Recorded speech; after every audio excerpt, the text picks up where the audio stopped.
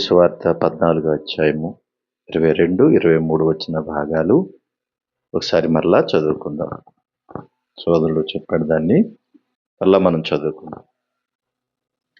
మత్తయి సువార్త 14వ అధ్యాయము 22, 23. వెంటనే ఆయన ఆ జన సమూహములను తాను పంపివేయునంతలో తన శిష్యులు దోణి ఎక్కి తనకంటే ముందుగా అద్దరికి వెళ్ళవలనని ఆయన వారిని బలవంతము చేసెను. మరలా చదువుతున్నాను ఆ మాట, మరలా వినండి. వెంటనే ఆ జన సమూహములను తాను పంపివేయునంతలో తన శిష్యులు దోణి ఎక్కి తనకంటే ముందుగా అద్దరికి వెళ్ళవలనని ఆయన వారిని బలవంతము చేసెను. ఏమన్నా అర్థమైందా ఈ మాట? యేసుక్రీస్తు ప్రభువారి చుట్టూ ఎప్పుడు కూడా ఎవరు ఉండేవారు? ఎక్కువ మంది జన సమూహాలంతా ఉండేవారు. అంతేకాదు ఆయన దగ్గర ఇప్పుడు శిష్యులు కూడా ఉంటూ ఉండేవారు. వింటున్నారా ఈ మాట? జన సమూహాలు ఉండేవి, అంతేకాకుండా శిష్యుల సమూహం కూడా ఉండేది. ఇలాంటి పరిస్థితుల మధ్య ఇప్పుడు ఎప్పుడూ మన మధ్యలో ముందు ఒక మాట చెప్పాడు ప్రకాష్ బాబు, ఒంటరిగా ఉండడం మంచిది కాదు అని. Very good.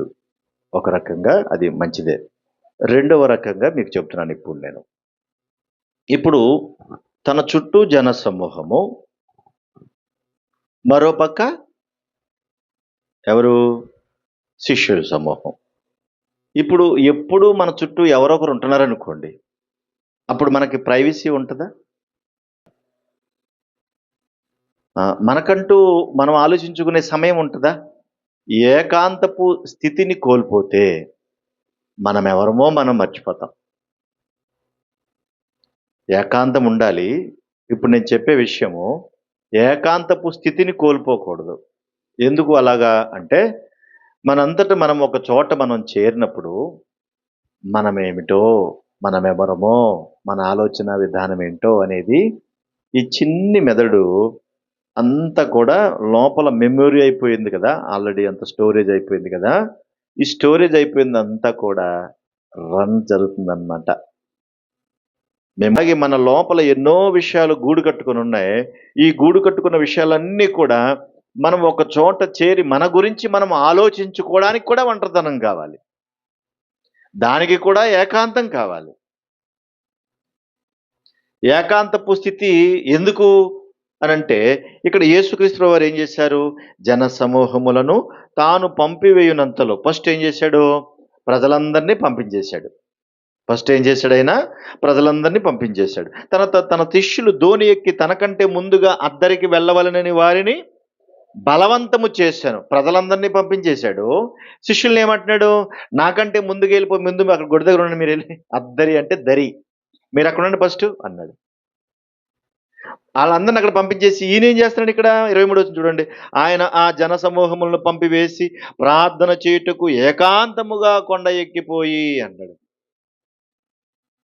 అంటే ఏం చేస్తున్నాడు ఈయన? జన సమూహాలను పంపేశాడు, తర్వాత శిష్యులను కూడా ఏం చేశాడు? పంపించేశాడు. తనొక్కడు మిగిలిపోయాడు. ఏకాంతముగా ప్రార్థన చేసుకోవడానికో, సభకెళ్ళడానికో నీకు అవకాశం కలిగినప్పుడు ఇలాంటివన్నీ ఆటంకాలు వస్తాయని చెప్పాను ముందుగానే. ఇలాంటి నెరలన్నీ వస్తూ ఉంటాయి. ఈ అడ్డుబండలన్నీ ఏం చేసేయాలంటే బలవంతంగా తొలగించుకోవాలి. వాటిని ఏం చేయాలి? వీటిని బలవంతంగా తొలగించుకోవాలి. ఇప్పుడు ఆ సమయానికి ఎవరో వస్తున్నారనుకోండి, అప్పుడు నువ్వేం చేయాలా? అక్కడ దాకా ఎందుకండి, నేను మొబైల్ కూడా తెచ్చుకుంటాను. ప్రార్థన చేసినప్పుడు కూడా తెచ్చుకుంటాను. నాకు కూడా ఉంటుంది, నాకు కూడా తెచ్చుకుంటాను. కానీ దాన్ని ఫ్లైట్ మోడ్లో పెడతాను. ఫ్లైట్ మోడ్లో అంటే ఆఫ్లో ఉంటుంది కదా. ఎందుకు పెట్టాను? నాకు ఇప్పుడు గమ్ముని కరెంట్ పోయినా, ఇక్కడ ఏదైనా అవసరమైన టార్చ్ లైట్ వేసుకోవడానికో, సమయం చూసుకోవడానికో అది ఉపయోగపడుతుందని తెస్తాను. దాన్ని ఫ్లైట్ మోడ్లో పెడతాను. ఫ్లైట్ మోడ్లో పెట్టడం వల్ల ఏమవుతుందనంటే, ఏది మెసేజ్ రాదు, ఎవరో నాకు ఫోను చేయరు. ఎందుకంటే నేను ఏకాంతం కావాలి నాకు. మనం అలా ప్రార్థన మొదలెట్టేమో లేదో సైలెంట్ మోడ్లో పెట్టినా సరే అంటది. అది అందండి. అది మోగిన దానికన్నా ఇది అంటే మనకు భయం వేస్తుంది. మంచి సైలెంట్గా ఉన్నప్పుడు అలా అంటే ఏమనిపిస్తుంది మనకి? నిజంగా ఏదో అయిపోతుంది రా బాబు, ఎక్కడో భూకంపం వచ్చేస్తుంది అనిపించదా? కాబట్టి సైలెంట్‌లో కూడా దాన్ని పెట్టకూడదు. ఏం చేయాలా? ఫ్లైట్ మోడ్‌లో పెట్టాలి. అవసరమైతే ఆపేసుకోవాలి. నీ ఏకాంతపు స్థితిని పోగొట్టడానికి అది కూడా రెడీగా ఉంటది. అందుకని బలవంతము చేసెను అంట. ప్రభువారు ఏం చేసి బలవంతంగా నాయనా మీరు ముందెళ్ళిపోండి అన్నాడు. ప్రజలందరూ మీరు ఇలా వెళ్ళిపోండి అన్నాడు. ఈయన మధ్యలో నుంచి కొండెక్కేసాడు. ఎందుకెక్కాలి కొండ? ఎందుకెక్కాలి కొండ? కొండెక్కి ఆయన ఏం చేస్తున్నాడు ఆయన? ఏకాంతముగెళ్ళి ప్రార్థన చేయుటకు ఏకాంతము కొండ ఎక్కిపోయి సాయంకాలమైనప్పుడు ఒంటరిగా ఉండెను. అసలు ప్రభు చుట్టూ ఎప్పుడు ఎవరొకరు ఉంటారు కదా! అలాంటి ఆయన ఒంటరిగా ఎలా ఉన్నాడబ్బా?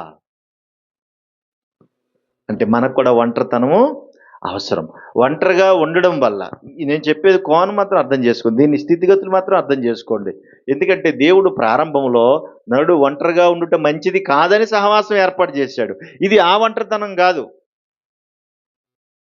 మన వ్యక్తిగత జీవితాన్ని సరిదిద్దుకోవడానికి, పరీక్షించుకోవడానికి, నేనెవరో, నా స్థితిగతులేంటో, నా జీవితం ఏంటో, నా హృదయం ఏంటో, నా తలంపులేంటో, నా పనులేంటో, నేను ఏమేం చేస్తున్నానో అవన్నీ నా ప్రభువు ముందు పెట్టుకోవడానికి.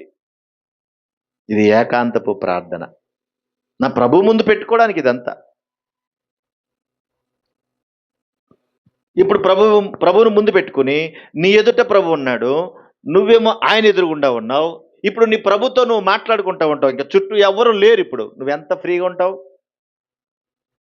ఎంత ఫ్రీగా ఉంటావు? కాబట్టి నీకంటూ ప్రైవసీ ఉండాలి. వ్యక్తిగతంగా నువ్వు దేవునితో మాట్లాడడానికి నువ్వు ఒంటరితనం కావాలి. దానికి అడ్డుబండలుగా ఉన్న వాటిని బలవంతంగా బయటికి పంపించేయాలి. నువ్వే అడ్డుబండలా తయారు కాకూడదు. కనుక ఏకాంతం అనేది కావడానికి బలవంతంగా అడ్డుబండలను ఏం చేయాలంటే పంపించాలి. ఇంకో చిన్న మాట చెప్తాను. మంచి మాట, అవసరమైన మాట. భార్యాభర్తలకు కూడా ఏకాంతం అనేది ఉండాలి. భార్యాభర్తలకు కూడా ఏకాంతం ఉండాలి. కాస్త వాళ్ళకి ప్రైవసీ ఇవ్వాలి. మంచి చెడ్డలు మాట్లాడుకోవడానికి అవకాశం ఉండాలి వాళ్ళకి. ఎప్పుడు పెళ్ళైన కొత్తలో కాదు, జీవితాంతం ఉండాలి. కొంతమంది పెళ్ళైన కొత్తలో బాగానే ఉంటారు. అప్పుడు కూడా చుట్టూ ఉన్నవాళ్ళు అప్పుడే కట్టేసుకుంది, పెళ్ళయి 3వ రోజు అయిందో లేదో అప్పుడే కట్టేసుకుందని ఏడు చచ్చిపోతారు వీళ్ళు. కళ్ళలో నుప్పులు వేసుకుంటారంట చూసారా? అలాగ నుప్పులో చచ్చిపోతారు వీళ్ళు. అప్పటికప్పుడు కాదు, జీవితాంతము కూడా వాళ్ళకి ఏకాంతం ఉండాలి.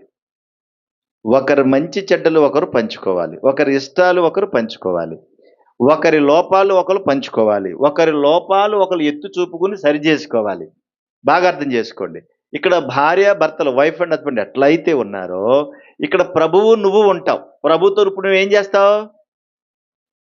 నీ లోపాలేంటో చెప్తావు. నువ్వేం చేయాలో చెప్తావు.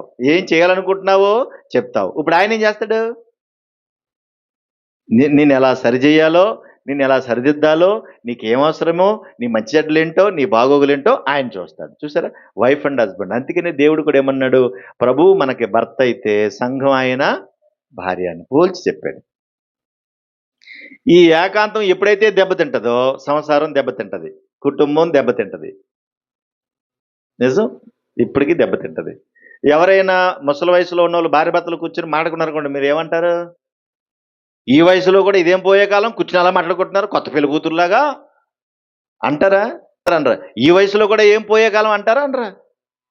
ఆ వయసులో కాదు, చచ్చిపోయే వరకు కూడా అలా ఏకాంతంగా మాట్లాడుకోవాలి. మంచి చెడ్డలు తెలుసుకోవాలి. ఈరోజు ఏం జరిగిందో తెలుసా? పెద్దోడేమన్నాడు, చిన్నోడేమన్నాడో తెలుసా? సన్నిధిలో ఎంత బాగా వాక్యం వచ్చిందో తెలుసా? ఎన్ని మంచి మాటలు విన్నానో తెలుసా? ఈరోజు ఈ పాట నేర్చుకున్నాను, ఈరోజు నేను ఈ వాక్యం నేర్చుకున్నాను. ఏవండి మీరేమి నేర్చుకున్నారు? మీరేం చేస్తున్నారు? ఇలాంటి సంభాషణ ఉండాలి వాళ్ళ మధ్యలో. ఇలాంటి సంభాషణ ఉండాలి. ఎంత బాగుంటుందో తెలుసా ఆ సంభాషణ? దేవునితో ఎట్లాగైతే మాట్లాడుకుంటున్నావో ఇది కూడా ఇట్లా ఉండాలన్నమాట. దాన్ని ఏకాంతం అంటారు. పిల్లలకి ఇచ్చే సమయం పిల్లలకు ఇవ్వాలి, దేవునికి ఇచ్చే సమయం దేవునికి ఇవ్వాలి, కుటుంబానికి ఇచ్చే సమయం కుటుంబానికి ఇవ్వాలి, చదువుకి ఇచ్చే సమయం చదువుకి ఇవ్వాలి. ఇవేమీ లేనప్పుడు ప్రార్థన అనేది పోతుంది అంతే. చూడండి ఒకసారి అక్కడ 23వ వచనం. ఆయన జనసమూహలను పంపివేసి ప్రార్థన చేయుటకు ఏకాంతముగా కొండ ఎక్కి పోయి సాయంకాలమైనప్పుడు ఒంటరిగా ఉండెను. అప్పటికా దోణి దరికి దూరముగా నుండగా ఏదోనే అమ్మ ఏదోనే యేసుక్రీస్తు వారు ఏమన్నారు? మీరు ధోనికి ఎక్కడికి వెళ్ళిపోండి, నేను వచ్చేటప్పటికి మీరు అద్దరికి వెళ్ళిపోండి, మీరు గట్టికి వెళ్ళిపోండి అన్నాడు. వాళ్ళని అలా పంపించేశాడు ప్రజల్ని. ఈయన ఏం చేస్తున్నాడు? ఆ ధోని ఇంకా దరికి చేరుతూ ఉండగా గాలి ఎదురైనందున అలల వలన కొట్టబడుచుండెను. ఏమవుతుందంట?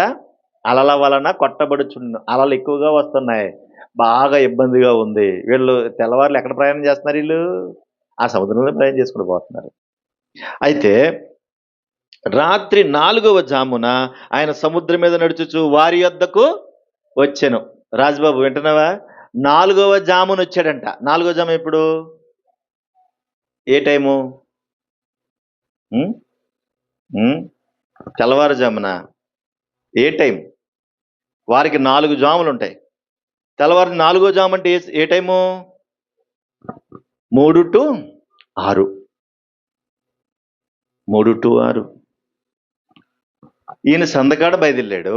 వాళ్ళు ఇంకా ప్రయాణం చేస్తా ఉన్నారు. ఈయన కొండ ఎక్కి ఏకాంతముగా వెళ్ళి ప్రార్థన చేసి 4వ జామున వాళ్ళకి ఎదురయ్యాడంట. తెల్లవారు బట్లు ప్రార్థన చేసి 4వ జామున ఆయన ఏం చేస్తున్నాడంట? 4వ జామున ఆయన సముద్రం మీద నడుచుచు వారి మధ్యకు వచ్చాను. ఎక్కడ నడుస్తున్నాడంట? సముద్రం మీద నడుచుకుంటూ వచ్చేస్తున్నాడు. ఎవరు? యేసుక్రీస్తు ప్రభువు వారు. ఆయన నడుచుకుంటూ వచ్చేస్తుంటే ఆయన సముద్రం మీద నడుచుచు శిష్యులు చూచి తొందరపడి భూతమని చెప్పుకుని భయము చేత కేకలు. వీళ్ళేమోను మరి ప్రయాణం చేసుకుంటూ వస్తున్నారు. ఆ చీకట్లోంచి తెల్లవారుతుండగా, అంతే కదా మరి, 3 to 6 అదే కదా, తెల్లవారుతూ ఉండగా కరెక్ట్ అదే సమయానికి ఆయన తెల్లటి బట్టల్లో ఉన్నాడేమో మరి, మనకి ఎప్పుడు తెలిపిస్తాం కదా. ఆయన అలా వస్తుంటే చూసే కంటికి ఎలాగ అనిపిస్తుంది మరి? వాళ్ళు నిజంగా భూతమని కేకలు వేస్తుంటే వెంటనే యేసేమన్నాడు? ప్రభు అన్నాడు ఆయన, ధైర్యం తెచ్చుకోండి నేనే, భయపడకండి అన్నాడు. ధైర్యం తెచ్చుకోండి నేనే, భయపడకండి అన్నాడు. ఆ తర్వాత వెంటనే పేతురుగా చూసేశాడు. ప్రభువా నువ్వేనా? నువ్వే అయితే నేనే కూడా ఏం చేస్తాను? నువ్వే అయితే నేను కూడా నేల మీద నడిచేస్తాను. అంటే ఎంత ధైర్యం వచ్చేసింది ఇప్పుడు తనకి? ప్రభువే అయితే మనం కూడా ఏమైపోతాం? మనం ప్రభు శిష్యులం కాబట్టి ప్రభు ఏం చెప్తే మనం అది చేయగలుగుతాం. ఆయన నేల మీద నడిచాడంటే మనల్ని కూడా ఎక్కడ నడిపించేస్తాడు? నేల మీద నడిపించేస్తాడండి. ఎంత మంచి విశ్వాసం చూడండి. వచ్చేసాడు, దిగిపోయాడు, సముద్రంలో గబగబా దిగిపోయాడు. ఏమ్మా అలా చూస్తున్నారు? దిగాడా లేదా? చెప్తాను. ఆయన దిగిపోయాడు. దిగిపోగానే చూడండి, ఆయన రమ్మనగానే పేతురు ధోని ఎక్కి 29వ వచనం. ఆయన రమ్మనగానే పేతురు ధోని ఎక్కి యేసునొద్దకు వెళ్ళుటకు నీళ్ళ మీద నడిచిన గాని, అంత గానిలోనే ఉంటది. గాని అంటే అంత అందులోనే ఉంటది. ధూని పుటాని అంటారు దాన్ని. వెంటనే ఏమైపోయిందంటే గాలిని చూసి భయపడిపోసాగి మునిగిపోసాగి, గాలిని చూసి ఏమైపోయాడంట? మునిగిపోసాడు. అమ్మా, మన విశ్వాసపు బలం, మన ప్రార్థన బలం, నన్ను కూడా కలుపుకునే చెబుతున్నాను మీకు. ఎక్కడ దాకా ఉందంటే, ప్రభువా నువ్వే అయితే కనుక నేను ఎక్కడ నడిచేస్తాను? నేల మీద నడిచేస్తాను. నేల మీద దిగ్గానే ఏమైపోయిందంట? మరలా చుట్టూరు గాలి చూడగానే ఏమనిపించిందంట? అయ్యి బాబాయ్ గాలి వేసేస్తుందంట. ఇలాంటి గాలులు మన మీద ఎన్ని వేస్తాయి రోజు? ఎన్ని వేస్తాయి ఇలాంటి గాలులు? ఒకటా రెండా? ఎన్ని రకాలుగా వీయాలో అన్ని రకాలుగా వేస్తూ ఉంటాయి. ఏ గాలికి భయపడినా కూడా మనం ఏమైపోతాం? పేతురు మునిగిపోయినట్టే మనం కూడా ఏమైపోతాం? మునిగిపోతాం. ఏ గాలికి భయపడినా మునిగిపోతాం. వాళ్ళు ఏమనుకుంటారు అంటే గాలి, వీళ్ళు ఏం చేస్తారు అంటే గాలి. మనకు ఇంకో గాలి తెలుసు. పిచ్చ కింద రాత్రులు ప్రయాణం చేస్తూ పిచ్చ కింద ప్రవర్తిస్తుంది అనుకుంటా. మనం ఏమంటాం? మా ఓడి మీద ఏం పట్టిందే? గాలెట్టింది. ఎక్కడెక్కడెక్కడెక్కడో తిరిగి వచ్చేస్తే ఆ పిచ్చి అన్ని నీ మీదకి వచ్చినట్టుగా నువ్వు ప్రవర్తిస్తూ ఉంటావు, పిచ్చి మాటలు పలుకుతూ ఉంటావు. అది కాదు ఈ గాలి అంటే. ఇందా చెప్పాను కదా, శరీర క్రియలన్నీ ఏం చేయాలి? డెవలప్ చేయాలా? మరి ఏం చేయాలా? నశింపచేయుమయ్యా అని పాట పాడాం కదా. ఈ గాలి అంటే ఆగలే. గాలిని చూడగానే మునిగిపోసాగాడంటే ఏంటి? అవి ఎలాంటివైనప్పటికీ ఎన్నో మన మీద విసురుతానే ఉంటాయి. వీటన్నిటి నుండి మన ప్రభు తప్పనిసరిగా మనం రక్షిస్తాడు. ఆయన ఆ కింద మాట అంటాడు, అల్ప విశ్వాసీ ఎందుకు సందేహపడితివని అతనితో చెప్పాను. అంటే ఈ పనులన్నీ ఎవరు చేస్తారు? గాలిని చూసి భయపడిపోవటం, మనుషులను చూసి భయపడిపోవడం, ఇవన్నీ ఎవరు చేస్తారు? అల్ప విశ్వాసులు. అల్పము అంటే ఏంటమ్మా? అల్పము అంటే ఏంటి చెప్పండమ్మా? పన్ను లూజ్ అయిపోయిందనుకోండి బాగానే. నీ లోపల పళ్ళున్నాయి కదా! పన్ను లూజ్ అయిపోయిందనుకోండి. పన్ను ఇలా పట్టుకోగానే లూజ్ అయిపోయిన పన్ను ఎలా ఊడతది? ఎలాగంటదమ్మా లోపల? ముక్కు పళ్ళు మొఖాలు అలా చెప్పండి. ఏమంటది పన్ను? ఎలాగంటే ఊగుతుందా? అదే అల్పము. గట్టిగా పట్టుకుంటే ఏమైపోద్ది? ఊడొచ్చేతది. మీకు అర్థమయ్యే సంభాషణ ఇదంతా. అది అల్పము అంటే. అంటే ఆ ముక్కు పన్ను పట్టుకుంటే ఎలాగైతే ఊడిపోయినట్టుగా అయిపోయిందో, అల్ప విశ్వాసంగా ఉంటే నీ జీవితం అలా ఊడిపోద్దన్నమాట. మన పక్కన మరియమ్మ ఉంది, ప్రార్థనకు అది ఎంతో ఆశతో వస్తది. కానీ ఎప్పుడు ఆకాశంలోకే చూస్తూ ఉంటది. భూమి మీద చూడదు. ఎప్పుడు ఆకాశం ఇంకా చూస్తూ ఉంటది. ఆ నోరు ఇలా పెట్టి. ఎంత కంఠశోష వచ్చినా సరే అల్ప విశ్వాసం పోవట్ల. మరి విశ్వాసంతో ఉంటే మనం వీటిని జయించగలుగుతామా? అందుకనే అలా జయించగలగాలి అనంటే యేసుతో పాటు ఉండాలి. అంతేకాదు ఏకాంతంగా ప్రార్థించే అనుభవాలు కూడా మనకి ఉండాలి. ఈ ప్రార్థనకు అడ్డుగా ఉన్నవేమిటో అంటే జనసమూహాలను పంపేశాడు, శిష్యుల్ని పంపించేశాడు. ఈయన మధ్యలో కొండెక్కి చక్కగా ప్రార్థించడం నేర్చుకుంటాడు. ప్రార్థన చేస్తాడు ఆయన, చక్కగా ప్రార్థన చేస్తాడు. తండ్రి అని, దేవుడు అనే పదం అనకూడదు అక్కడ. ఎందుకంటే దేవుడు అంటే మరి ఈయనెవరు అని లెక్క వస్తుంది అనమాట. కనుక తండ్రి అంటున్నాడు. మరి నువ్వు నేను కూడా అలా దేవునితో మాట్లాడుకోవడం అలవాటు చేసుకోవాలి. అలా అడ్డుగా ఉన్న వాటిని ఏం చేయాలా? పక్కకి తొలగించుకోవాలి. అంతే తప్ప నీ చుట్టూ ఉన్నవారినో, నీ ఇంటి పక్కన ఉన్నవారినో, నీ ఇంట్లో ఉన్నవారినో ఎవరిని నువ్వు బాధ పెట్టకూడదు, ఎవరిని ఇబ్బంది పెట్టకూడదు. అందుకే యేసుక్రీస్తు వారు ఏం చెప్పారు? ఏం చెప్పాడు ఆయన? ఆ మాట చెప్పి ముగిస్తాను. మత్తయి సువార్త 6వ అధ్యాయం 6వ వచనం. నీవు ప్రార్థన చేయనప్పుడు నీ గదిలోనికి వెళ్ళి తలుపు వేసి రహస్యమందున్న నీ తండ్రికి ప్రార్థన చేయము. అప్పుడు రహస్యమందు చూచు నీ తండ్రి నీకు ప్రతిఫలమిచ్చును. పెద్ద మంచి మాట. రహస్యంగా నీ తండ్రితో మాట్లాడుకోవడానికి నువ్వు ఒంటరిగా ఉండాలి. నీ తండ్రితో మాట్లాడుకోవడానికి ఒంటరిగా ఉండాలి. అంతేగాని నీ జీవితం ఒంటరిగా ఉండకూడదు.